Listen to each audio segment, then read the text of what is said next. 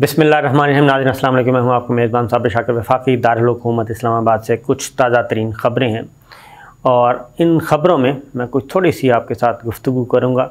Sensitive होगी, गौर से सुनिएगा। उसकी वजह यह है कि अब वज़ीर आज़म इमरान ख़ान सुप्रीम कोर्ट के फ़ैसले के बाद भी जिस रास्ते पे चल निकले हैं, अब उनका मुकाबला जो है वो सिर्फ पॉलिटिकल प्लेयर्स के साथ नहीं है, क्योंकि ये मैच पॉलिटिकल था। पॉलिटिकल से होता हुआ अब ये पहुंच गया सुप्रीम कोर्ट ऑफ पाकिस्तान में, और सुप्रीम कोर्ट ऑफ पाकिस्तान के फ़ैसलों पर अमल दरामद का मामला ये बड़ा सेंसिटिव होता है और सुप्रीम कोर्ट अदलिया के फ़ैसलों की हुक्म उदूली नहीं की जा सकती। इसके बारे में ज़रा डिटेल बताता हूँ। और फिर ये कि अपोजिशन बड़ी परेशान है। वो इस सेंस में परेशान है कि उनका ख़्याल था कि हम वज़ीर आज़म इमरान ख़ान को बआसानी गिरा लेंगे, और ये पॉलिटिक्स का इसको पता नहीं है। और जैसे ही हम अपने दाव पेच मारेंगे, और तहरीक अदम एतमाद एक बेहतरीन हथियार होता है, और तहरीक अदम एतमाद में हम अपने बंदे भी पूरे कर लेंगे, और जब बंदे पूरे हो गए तो फिर तो किसी किस्म की कोई रुकावट हो नहीं सकती। ये ज़रा मैं आपको थोड़ी सी बातें बताऊंगा। पहले एक और चीज़ सुन लें कि इस वक्त पूरी दुनिया जी, हमारे पड़ोसी मुल्क चाइना, रशिया, अमेरिका, बरतानिया, यूरोप, ये तमाम के तमाम जो ममालिक हैं और इनका मीडिया है, इस वक्त जो हॉट केक है वो वज़ीर आज़म इमरान ख़ान है।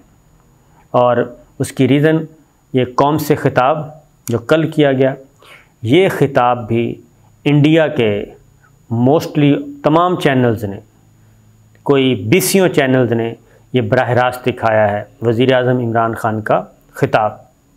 उससे पहले जो उनका जलसा था वो लाइव दिखाया गया बाहर के मुल्कों में, सिर्फ इंडिया नहीं, यूरोप में भी, मगरबी मुल्कों में भी, अमेरिका में भी वो दिखाया गया। और फिर यूट्यूब पे और सोशल मीडिया पे जब ये तकरीर जाती है तो वो बहुत ज़्यादा हो गई है। अब मामला क्या हुआ है, अब ये मैं आपको अगली ख़बर देता हूँ कि वज़ीर आज़म इमरान ख़ान को बहुत ही आसान हदफ समझा था अपोजिशन ने, और जब उन्होंने ये तैयारी कर ली अदम एतमाद की, और फिर साथ ही वो इतना ज़्यादा पुरुमीद भी थे, और ये नहीं पता था कि वज़ीर आज़म इमरान ख़ान ने अचानक अपना नैरेटिव ही ऐसा ले आना है कि उसको डिफेंड करना मुश्किल हो जाएगा। तो जब तक तहरीक अदम एतमाद जमा हुई, और उस वक्त तक बहुत ज़्यादा मुतमईन थे, और जब उन्होंने रूलिंग दे के उसको फ़ारिग कर दिया और असम्बलियाँ तोड़ दी, तो उस वक्त भी मुस्लिम लीग नवाज़ बहुत ज़्यादा खुश थी। पीपल्स पार्टी को धचका लगा, मुस्लिम लीग नवाज़ खुश थी और उसने सपोर्ट किया कि हमने आम इंतखाबात की तरफ जाना है, और वो जाना चाहते थे। लेकिन फिर ज़रा तब्दीली हुई, वो क्योंकि मुस्लिम लीग नवाज़ के अंदर की भी पॉलिटिक्स थी, शहबाज शरीफ साहब वर्सेस नवाज़ शरीफ साहब, ये जो पॉलिटिक्स चल रही थी वो भी थी, उसकी रीज़न भी थी। लेकिन बहरहाल फिर अपोजिशन जमातों ने सुप्रीम कोर्ट के फ़ैसले अभी नहीं आया था, ये आपस में सर जोड़ के बैठी, उनके लीगल एक्सपर्ट्स भी बैठे, और उन्होंने भी ये कहा कि आप इससे आगे मत जाएं, आर्टिकल 5A और डिप्टी स्पीकर की रूलिंग हम ख़त्म करवा देते हैं, उसके बाद हम इलेक्शन की तरफ जाएंगे तो बहुत आसान हो जाएगा। लेकिन हुआ ये कि जैसे पहले मिसकैलकुलेट किया, अब भी इनसे मिसकैलकुलेशन होगी इमरान ख़ान के बारे में। पहले ये मिसकैलकुलेट किया कि तहरीक एतमाद जब आएगी, 196 नंबर हमारे साथ हैं, तो फिर कोई हमें रोक नहीं सकता। यानी कि जो मुनहरिफ अरकान मिला के 190 से ज़्यादा नंबर हैं इनके पास, 177 नंबर तो सिर्फ इत्तेहादी जमातें और 2-4 मिला के वो हैं, जबकि अदरवाइज़ जो मुनहरिफ अरकान में मिला लें तो वो 190-95 नंबर है इनका। तो इनको अंदाज़ा नहीं था। वो जब धचका लगा और तहरीक अदम एतमाद ही फ़ारिग कर दी आर्टिकल 5A लगा के, और वो मेमो आ गया, उसके बाद इन्होंने फिर सोचा और सुप्रीम कोर्ट ये गए थे कि हम सुप्रीम कोर्ट से जब ऑर्डर ले आएंगे और सुप्रीम कोर्ट का हुक्म आ जाएगा तो उसके बाद बिल्कुल कोई हमें हिला ही नहीं सकता। कल जब सुप्रीम कोर्ट का ऑर्डर आया परसों, उसके बाद हुआ ये कि वही बात, मिठाइयाँ तकसीम की गई और सब कुछ हुआ, मिठाइयाँ खाई गईं और इनका ख्याल था कि हफ़्ते का दिन आखिरी दिन है वज़ीर आज़म इमरान ख़ान के लिए और अब कोई नहीं रोक सकता। और इत्तेहादियों को भी बुला लिया गया पहले से ही, क्योंकि एक बात ज़हन में रखिए कि MQM जो है उसको फ़ोन करके बुलाया गया। इसका मतलब है कि अपोजिशन को पहले से अंदाज़ा था कि क्या होने जा रहा है। मुत्तहिदा कौमी मूवमेंट जिस दिन अभी जजमेंट नहीं आई थी, लास्ट हियरिंग हो रही थी, उस दिन मुत्तहिदा कौमी मूवमेंट के बारे में पता चला कि MQM के पार्लिमानी पार्टी जो है वो पहुंच रही है इस्लामाबाद। उधर से जजमेंट आई है, इधर से MQM लैंड कर चुकी थी। और उसके बाद फिर जो अपोजिशन इत्तेहाद का जो इजलास हुआ और प्रेस कॉन्फ्रेंस हुई, उसमें खालिद मकबूल सिद्दीकी साहब मौजूद थे। इससे भी ज़रा थोड़ा सा अपोजिशन को ये अंदाज़ा हो गया था कि हमें ये कुछ आज मिल सकता है, हम ये अचीव कर सकते हैं।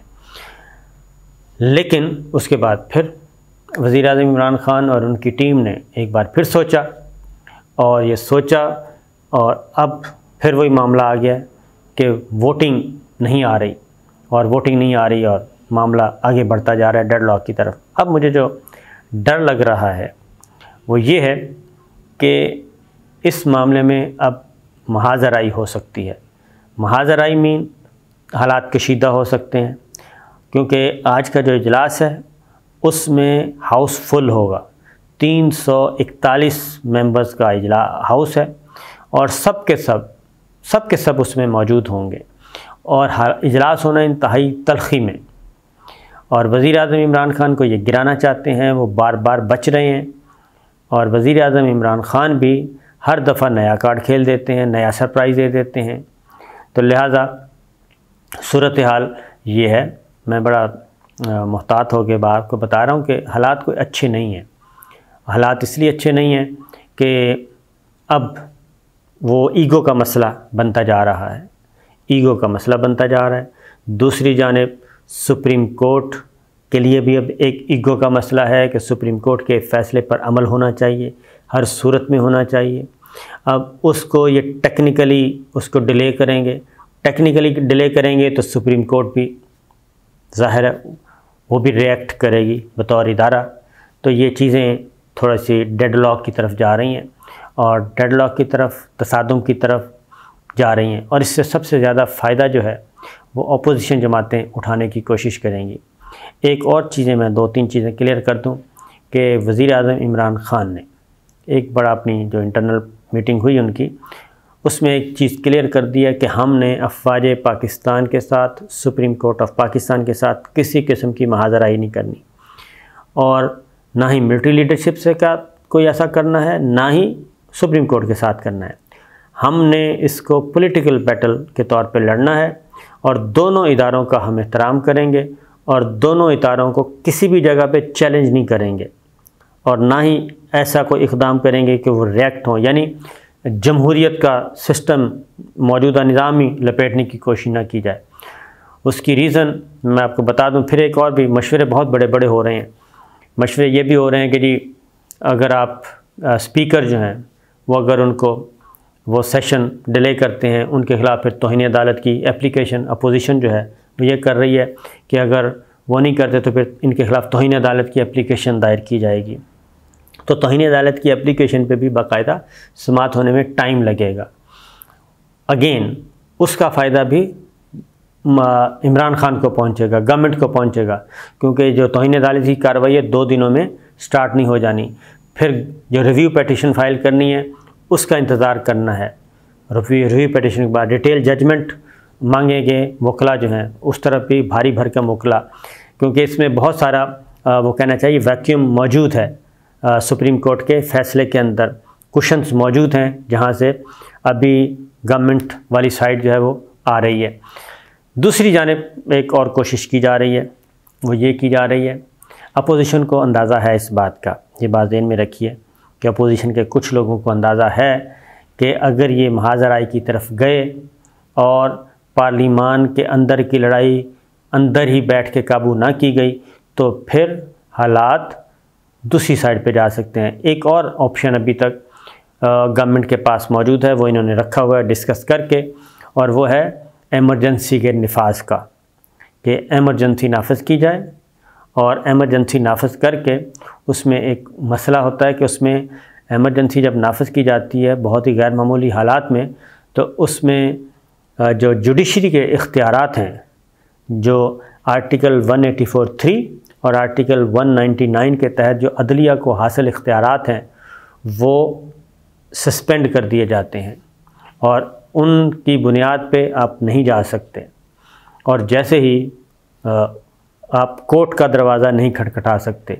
ये अगर उस तरफ इमरान खान साहब चल पड़े और उस तरफ जाना शुरू हो गया तो मामला मज़ीद ख़राब हो सकते हैं। फिर यह है कि पंजाब में भी आप गवर्नर राज लगा सकते हैं और वहाँ की सिचुएशन को भी कंट्रोल करने की कोशिश करेंगे। मसला अगेन मैं बता रहा हूँ कि ये ऐसा ना हो कि खुदा ना खास्ता कोई मावरा आइन इक़दामात की तरफ ये सारा सिस्टम उस तरफ ना चल पड़े। जो तौहीन अदालत का है उस पर भी जो इनकी डिस्कशन हुई है इंटरनल, उसमें ये हुआ कि अगर तौहीन अदालत के तहत स्पीकर को सज़ा हो भी जाती है तो उसको जो प्रेसिडेंट ऑफ पाकिस्तान है उसको पार्डन कर सकते हैं, उसको माफ़ कर सकते हैं। बिल्कुल इसी तरीके से जैसे तैयारा हाईजैक हुआ केस था अक्टूबर 99 का, जनरल परवेज़ मुशर्रफ साहब को किया गया था, जो उनका तैयारा रोका था फ़िज़ा में और कू हुआ था। उसके बाद नवाज शरीफ साहब को, शहबाज शरीफ साहब को सज़ाएँ हुई थी तैयारा हाईजैकिंग केस में।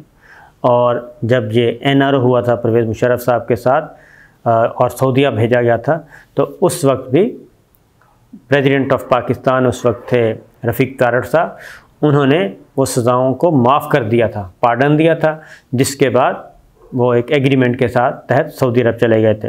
तो वो भी ये चीज़ ज़ेर बहस है कि जनाब ठीक है फिर आप ये काम कर लें, और अगर स्पीकर को तौहीन अदालत के तहत सज़ा भी होती है 15 दिन बाद, 20 दिन बाद, 2 महीने बाद, तो उसको हम पार्डन कर देंगे।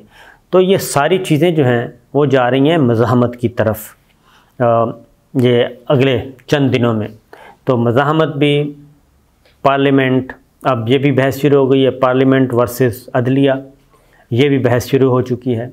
और चूँकि ज़माना है सोशल मीडिया का, फिर एक और बात भी कि इस्लामाबाद हाई कोर्ट ने पीका ऑर्डीनेंस कलअदम करार दे दिया, जिसके तहत बहुत ज़्यादा कदगनें लगा दी गई थी पीका ऑर्डीनेंस के तहत। उसमें किसी भी जर्नलिस्ट को, किसी भी सोशल मीडिया पे एक्टिव जो लोग हैं उनको आप गिरफ़्तार कर सकते थे। ये वज़ीर आज़म इमरान खान की हुकूमत का कारनामा था, स्याह कारनामा कहना चाहिए, कि आप गिरफ़्तार कर सकते हैं, और वो चीज़ भी ख़त्म कर दी है।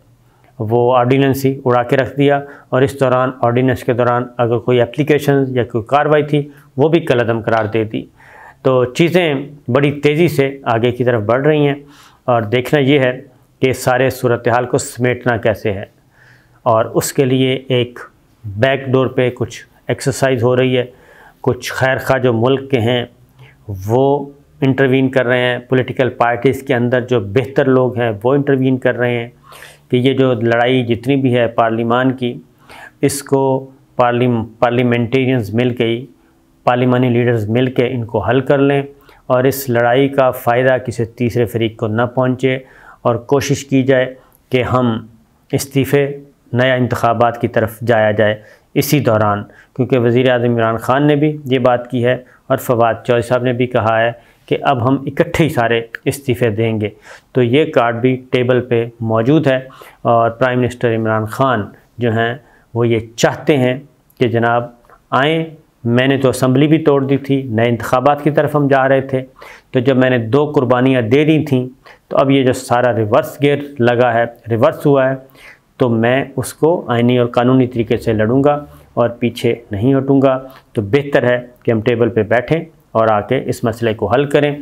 तो मैं ये ज़रूर कहूँगा कि ये मामला अगेन जाएगा हमारी मिलिट्री लीडरशिप की तरफ, उनको आना पड़ेगा, सालसी का किरदार करना पड़ेगा। जैसे माजी में जनरल कियानी साहब, जनरल राहील शरीफ, जनरल वहीद काकड़ साहब ने किया था, और उसके खातिर खा नताइज बरामद हुए थे। इसमें बिल्कुल ला ताल्लुक़ नहीं रहा जा सकता। उसकी वजह है कि इकॉनमी हमारी बड़ी डैमेज हो रही है। इस सुप्रीम कोर्ट के फ़ैसले के बाद जैसे ही हुकूमत बहाल हुई और लोगों का कि ये स्टेबिलिटी आ रही है, डॉलर जो है वो नीचे चला गया, स्टॉक एक्सचेंज बेहतर हो गई और अब फिर अनसर्टेनिटी की तरफ जा रहे हैं, नुकसान मुल्क का हो रहा है। इस पे अरबाब इक़्तिदार को, मुक़्तदर हलकों को, सबको सोचना चाहिए, पॉलिटिकल प्लेयर्स को भी सोचना चाहिए कि हम किस तरफ जा रहे हैं। इजाज़त दीजिए, अल्लाह हाफ़िज़।